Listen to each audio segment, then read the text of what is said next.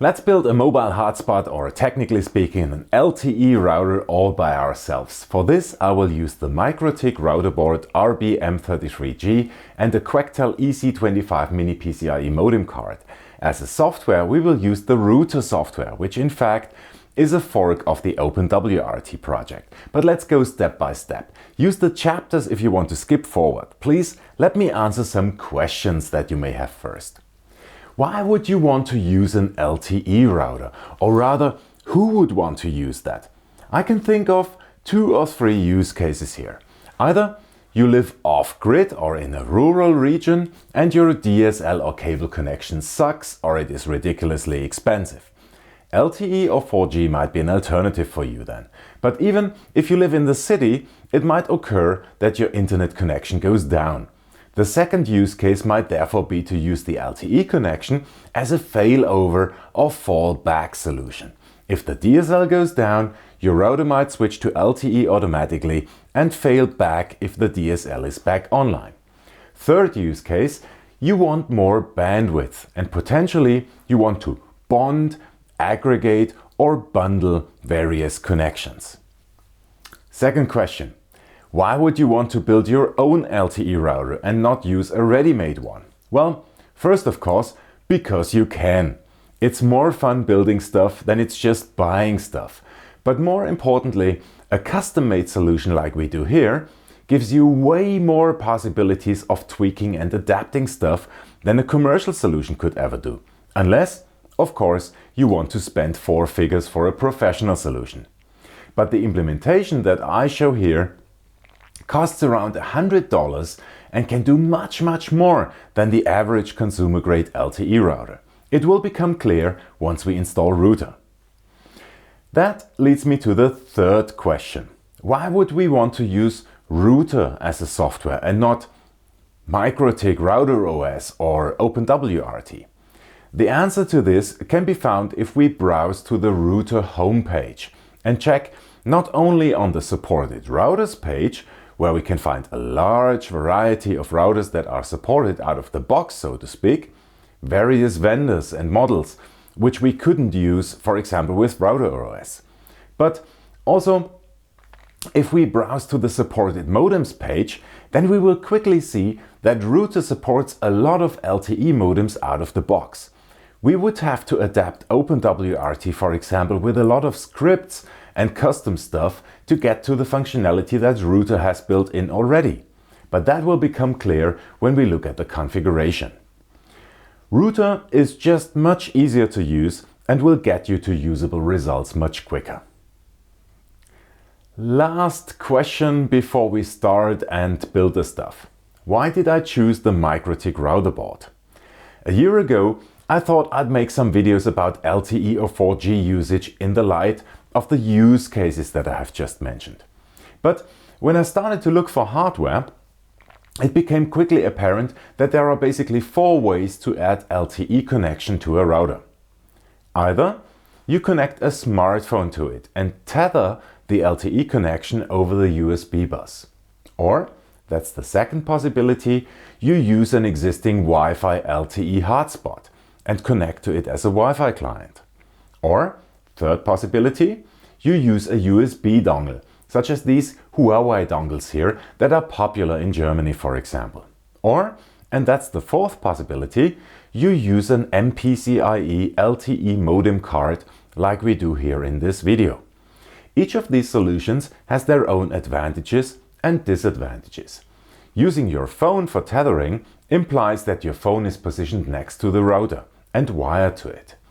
Using a USB dongle actually very often requires using a powered USB hub, because those dongles are quite hungry for electricity. Both solutions would give us a rather bad form factor. Using a Wi-Fi hotspot also has a couple of challenges. Bridging into a Wi-Fi network as a client in STA mode is actually not that easy and not very reliable.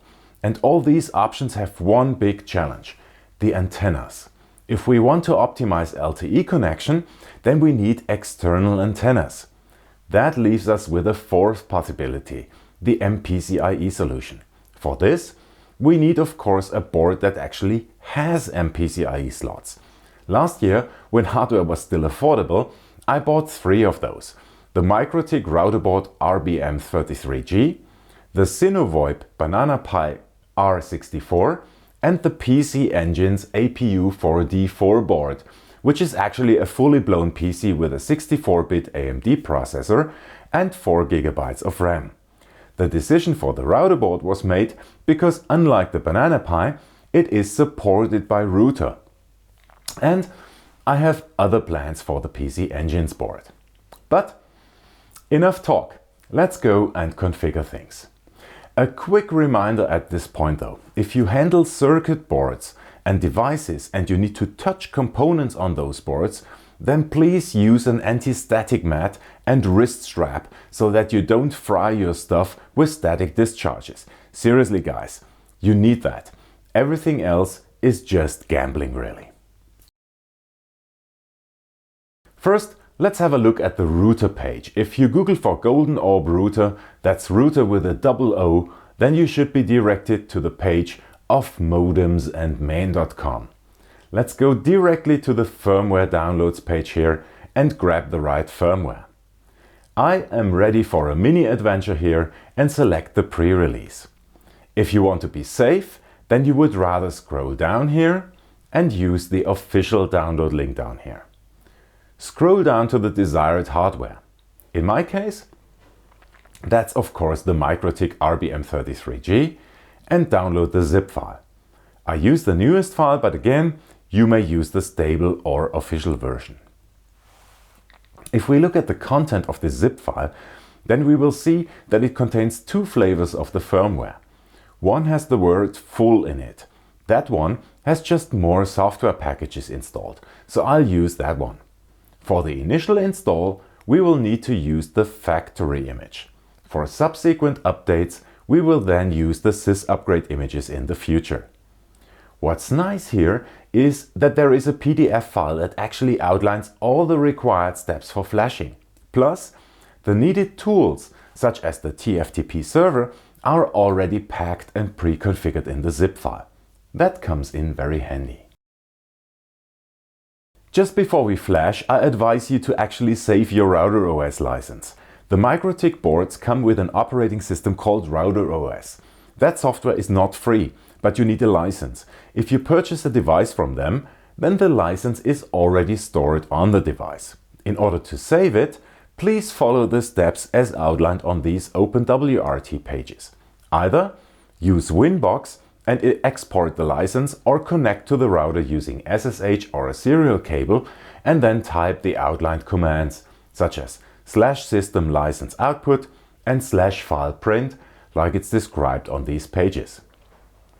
Good. The flashing procedure on these router boards is actually similar to many other devices. Basically, we interrupt the bootloader and then we download the image from an attached PC via TFTP.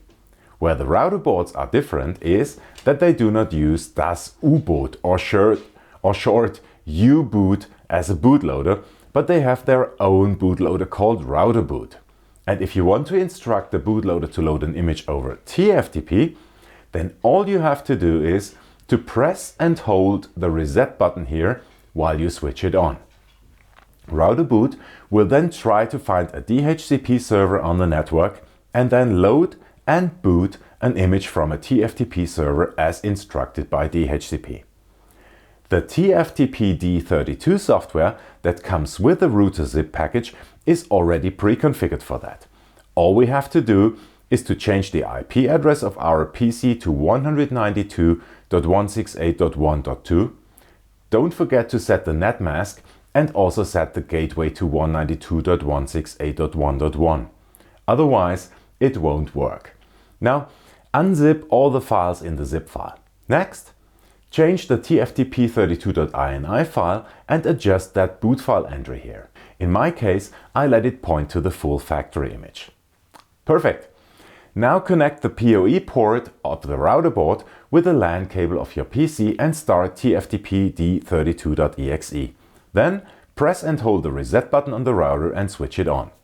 I have a serial cable connected as well here. You don't need it, but it shows you what's going on at boot time on the router.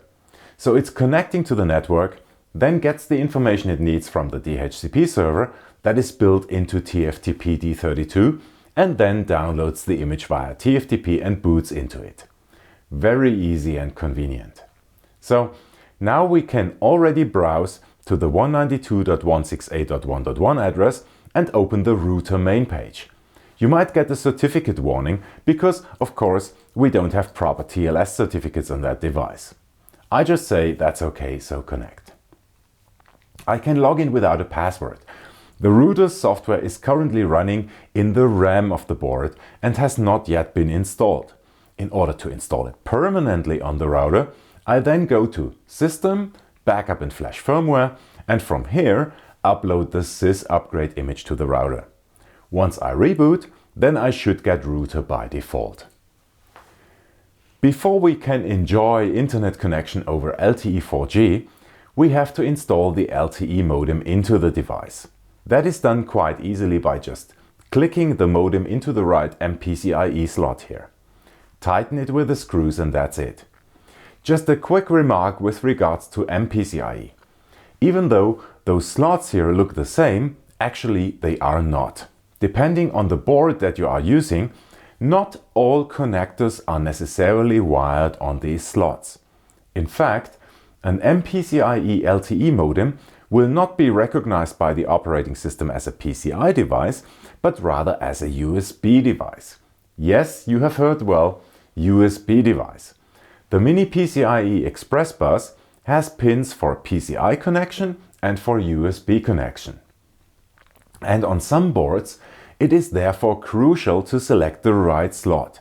So double check the hardware notice of your board. On the RBM33G Routerboard, we may use both slots, but we can change the behavior of the second slot with one of the jumpers on the board and redirect USB 2 to the second slot. If you only have one modem, then use the J8 slot, which is the one close to the edge here. If you want to add a Wi-Fi card to the device, then use the middle slot for Wi-Fi. If you're using a hardware without mPcie slot, then you may, for example, use a USB adapter like this one, or even a shield for the Raspberry Pi, which requires an external USB cable to be connected. These adapters come with SIM card slots. The router board already has SIM card slots, so we don't need that. Next, we need to connect the antennas. I have 3D printed that case which I have found on Thingiverse. Unfortunately, the antenna connectors are very close to the slots and actually cover the cards in a way that you can't take it out anymore. Also, the antenna connectors are quite close to each other, which will require additional measures in order to avoid antenna interference. But I'll come to that. First, let's use those pigtail connectors, as they are called, and connect two RP-SMA connectors to the IPAX connectors on the LTE modem. The outputs that you need to connect are the outer two ones, main and div.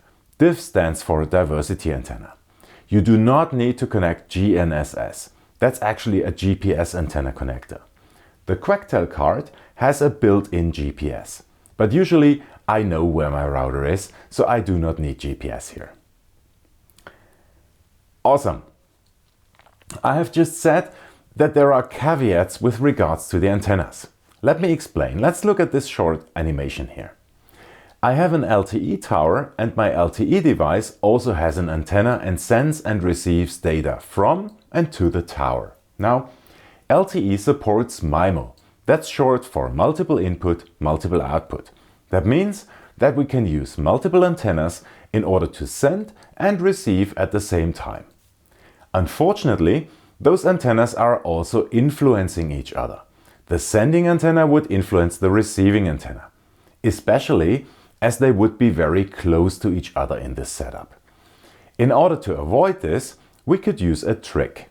We could set one antenna to actually send or receive vertically and the other one horizontally. That's called polarization. But we can't tell the tower to change its polarization.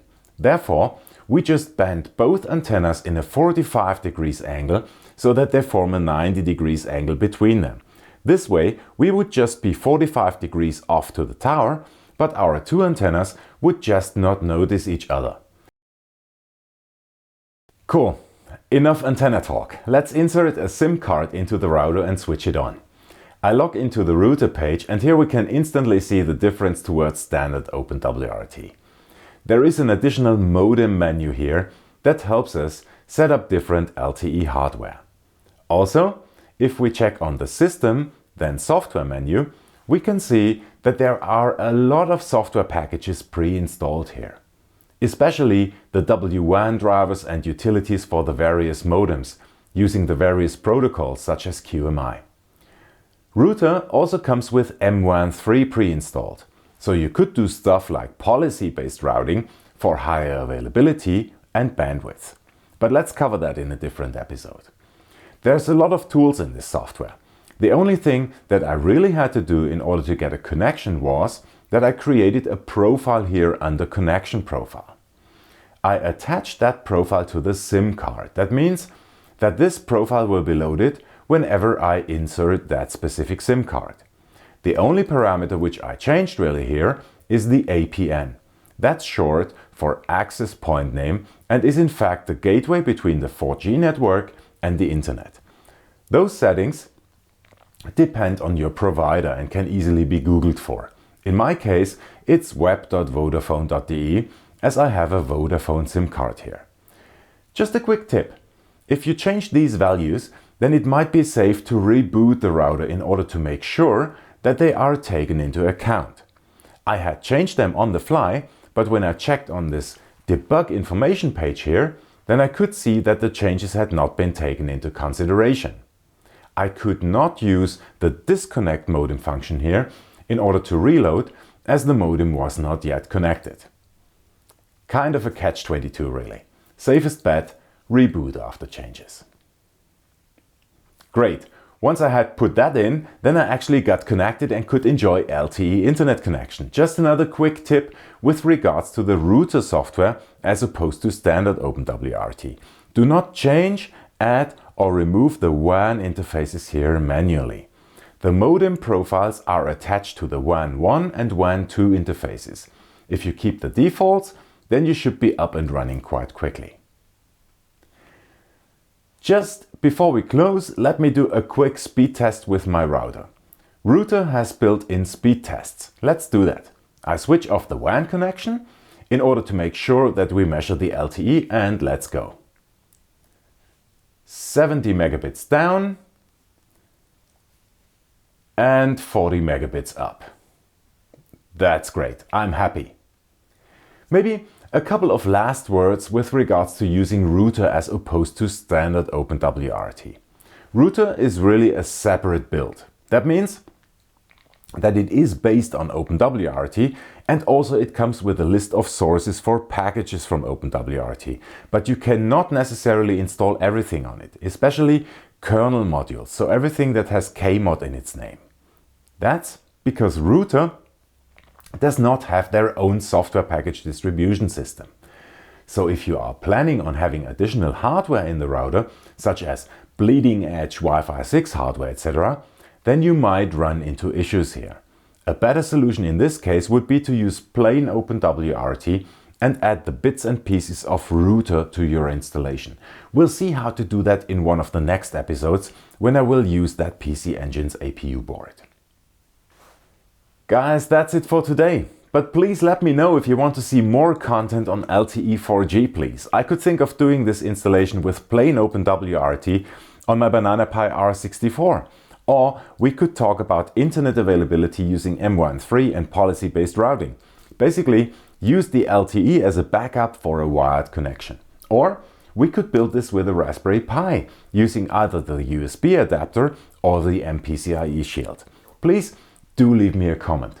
Anyhow, many thanks for watching, liking, commenting, subscribing and sharing the video on social media such as Reddit, Facebook, Twitter and what else. Again, many thanks for watching. Stay safe, stay healthy. Bye for now.